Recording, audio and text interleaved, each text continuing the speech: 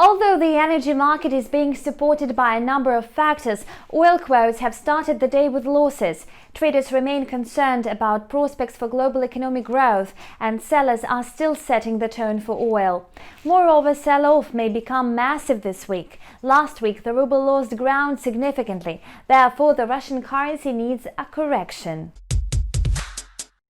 Brent started the week with a decline of 0.6%. In midday session, North Sea crude was valued at $43.26 per barrel.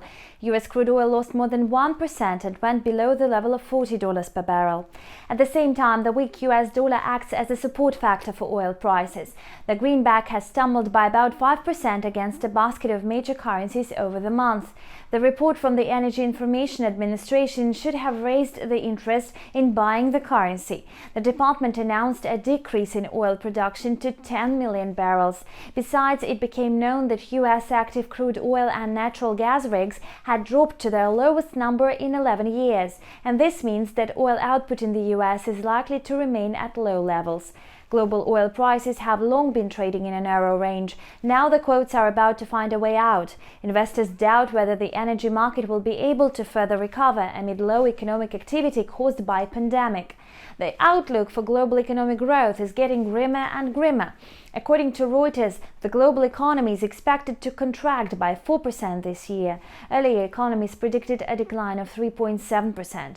Thus, COVID remains the main factor limiting oil demand. The fact that OPEC Plus countries agreed to ease oil output cuts in August also does not increase optimism. Another bearish factor is the possibility of increasing oil production at Norway's giant oil field.